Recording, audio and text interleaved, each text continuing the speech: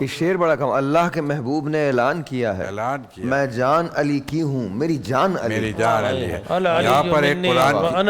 کی آپ بتائیے نا، یہاں پر ایک قرآن کی آیت بھی میرے سامنے آ جاتی ہے، قُلْ تَعَالُوا نَدْعُوا أَبْنَاءَنَا وَأَبْنَاءَكُمْ وَنِسَاءَنَا وَنِسَاءَكُمْ وَأَنفُسَنَا وَأَنفُسَكُمْ۔ تمام مفسرین نے لکھا انفسنا وانفسکم، تم اپنے نفسوں کو لاؤ، میں اپنے نفس کو لاؤں گا، اور جب لے کے میرے رسول گئے اپنی جان کہتے ہیں نا کہ کیا ہے، میں علی کی جان ہوں، علی میری جان۔ یہ دونوں کس طریقے سے، اور یقیناً اس میں کوئی شک کی گنجائش ہی نہیں بنتی ہے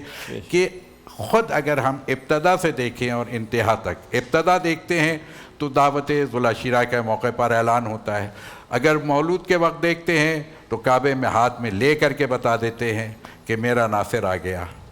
میرا وفادار آ گیا، اب میرے دین کا محافظ آ گیا۔ اور میں یہاں پیغام کے حوالے سے بس یہی کہنا چاہوں گا، اور پھر اگر دعوت ذوالعشیرہ ہوئی تو وہاں پر بھی کیا ہے، میرا وسیع، میرا وزیر، آج جو میری نصرت کرے گا۔ اور پھر فتح مکہ کے وقت وہ موقع کہ یہاں ایک بات ہو رہی تھی، اس پہ میں یہ ضرور کہنا چاہوں گا کہ آپ پوری بیٹلز کو اٹھا لیجئے، ساری جنگوں کو اسلام کی اٹھا لیجئے، جو آپ ایک جملہ کہتے ہیں نا کہ اسلام میں ایفینسو نہیں ہے، اسلام ڈیفینسو ہے، ڈیفینسو ہمیشہ، اسلام ہمیشہ ڈیفینسو رہا، لیکن اس کی دیوار بہت مضبوط ہے، بہت مضبوط، بہت مضبوط ہے۔ یہ تمہارے سر ختم ہو جائیں گے، اس کی دیوار گرنے والی نہیں ہے۔ یہ جو کوششیں ہو رہی ہیں یہ اپنی جگہ، لیکن اینڈ کیا ہونا ہے وہ آپ بھی بتا دیتے ہیں، سب جانتے ہیں کہ کیا ہے، یہ دین کو غالب آنا ہے۔ تو وہ فتح مکہ کے وقت بھی علی کو دوش پر بلند کر کے بتایا کہ یہ کون ہے، یہ وہ ہے جو مین آف دی بیٹل ہے۔ لیکن ان ساری چیزوں کے ساتھ پھر وہ جملہ بھی جس پہ بات ہو رہی تھی، علماء نے بڑے خوبصورت انداز سے آج گفتگو کی، جو واقعی میرے دل کی آواز تھی، مجھے تو ضرورت بھی نہیں تھی بولنے کی، لیکن میں صرف اپنے ثواب میں حصے کے لیے بول رہا ہوں کہ حق یہ ہے کہ وہ ایک جو جملہ بھی ہے نا کہ میں ان کا مشیر تھا، تم میرے مشیر ہو، اسی میں تو کردار بتایا ہے، اسی میں حضرت علی نے اپنے کردار کو پنہا کیا ہے کہ دیکھو کس طریقے سے تمہیں دنیا میں رہنا ہے۔ رسول کے زمانے کے علی اور تھے، رسول کے بعد کے علی اور ہے، فتح مکہ سے پہلے کے علی اور تھے، فتح مکہ کے بعد کے علی اور ہے، ہجرت سے پہلے کے علی اور تھے، ہجرت کے بعد کے علی اور ہے۔ یعنی ہر روز ایک نیا انداز، ایک نیا کمال علی کی، جتنی بھی یہ فضائل بیان کیے، خصائل بیان کیے گئے حضرت علی کے، یہ ہر روز ایک نیا رنگ تھا۔ اور پھر وہی بات جو ابھی کہا گیا کہ میں تو کہوں گا کہ اگر اللہ کا خزانہ چاہیے، اللہ کے خزانوں کے نگہباں کا نام علی ہے۔ اگر تمہیں اللہ سے خزانہ چاہیے تو نگہبان کے پاس آنا پڑے گا، اور اگر میرے رسول کے مدینہ تک جانا ہے تو در مدینہ تک آنا پڑے گا۔ یہ علی وہ ہے جو در مدینہ حکمت ہے، جو در نبوت ہے، جو در کیا ہے، محافظ ہے۔ اور سب سے بڑی چیز جو حضرت علی کی ہے، بس ایک چیز، یہ اس ون لائنر میں ایک ہی چیز آتی ہے کہ قرآن کے حافظ بنو، بلکہ قرآن کے محافظ بنو، سبحان اللہ، اسلام کے محافظ بنو۔ تمہارے قلب میں یہ زبان پہ صرف مسلمان نہیں رکھنا، علی زبان کا مسلمان نہیں تھا،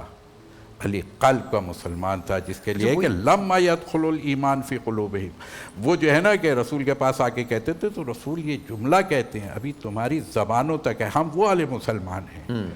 ہمیں وہ مسلمان چاہیے جس کا ایقان یہ ہو، جس کا ایمان یہ ہو کہ لعاب دہن سے آنکھ ٹھیک ہوگی، لعاب دہن سے گویائی ملے گی۔ ایک اور صورتحال پیدا ہو گئی ہے معذرت کے ساتھ، اب تو ایک اور صورتحال علامہ صاحب پیدا ہو گئی ہے۔ ہم اتنے زبردست ہو گئے ہیں، ہم نے اپنے کینوسز کو اتنا بڑا کر لیا ہے کہ ہم نے اسلام بھی اپنے طور کا بنا لیا۔ جی،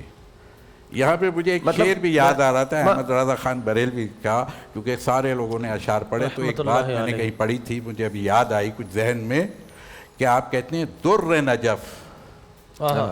در نجف، اور پھر کیا ہے،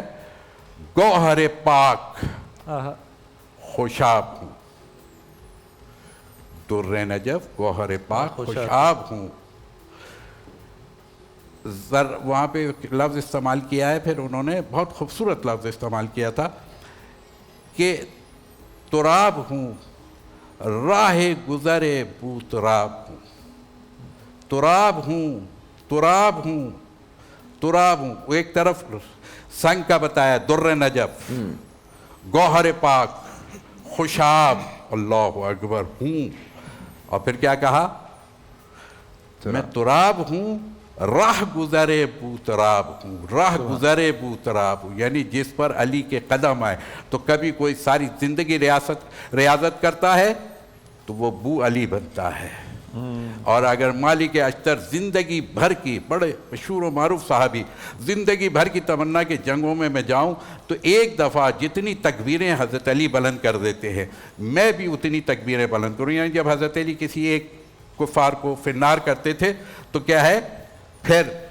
वो तकबीर बुलंद करते थे। तो उस दिन दोनों की तकबीरें बराबर हो गई। तो जब मालिक अश्तर से मुलाकात हुई तो अली मुर्तज़ा ने एक मरतबा मेरे मौला ने क्या जुमला कहा, अली अब मालिक तुम बहुत खुश नज़र आ रहे हो, क्या बात। कहा मौला मेरी ज़िंदगी की तमन्ना मुझे मिल गई। कहा क्या तमन्ना मिल गई। कहा आज जितनी तकबीरें आपने बुलंद की थी ना उतनी मैंने भी बुलंद की है। तो मेरे मौला ने एक जुमला कहा, मालिक तुम्हारी तलवार सिर्फ काफिर को देखती है, मेरी तलवार, ये पैगाम दे रहा हूँ मैं, ये पैगाम है आज का जो आप पूछ रहे थे, मेरी तलवार 7 पुश्तों को देखती है, मेरी जुल्फ़िकार, ये यदुल्लाह है। अगर इसमें कोई भी साहिब हिदायत आने वाला हो, कोई मुसलमान आने वाला हो, तो मेरी तलवार उसको तो मारती ही नहीं है, चलेगी नहीं, उसे तो माफ़ कर देती है कि इसमें हिदायत का कहीं कोई चश्मा मौजूद है, अगली नस्लों में आएगा, जीन में आएगा। तो वो तो इतना इंतज़ार, ये इस्लाम एक दिन में एक फेल से, एक अमल से नहीं, ये अली का पूरा करैक्टर पढ़ो तो समझ में आएगा इस्लाम है क्या। इसीलिए अल्लामा इकबाल ने कहा ना, इस्लाम के दामन में बस इसके सिवा क्या है, एक ज़रब यदुल्लाही, एक सिजदे शब्बीरी, यानी वो मंजिल है। और फिर अगर अल्लामा इकबाल से पूछें तो फिर वो एक जगह ये भी मिलता है कि इकबाल का मज़हब क्या पूछते हो, ये गुनाहगार बुतराबी है। तो वो अल्लाह, जैसे कि अहमद रज़ा खान बरेलवी ने उसकी इस तरह से तशरीह की, तो अल्लामा इकबाल का ये अंदाज़ था। अब हर एक का अपना अपना अंदाज़ है कौन अली को कैसे लेता है, लेकिन अली को लेंगे तो फिर क्या है, ख़ज़ाना खुदा तक पहुँचे। अच्छा लेकिन अल्लामा साहब उन्होंने तो कह ही दिया था कि तुम मेरी तरह से तो कर नहीं सकते, हो नहीं सकते, लेकिन तुम मेरी मदद कर सकते हो। अच्छा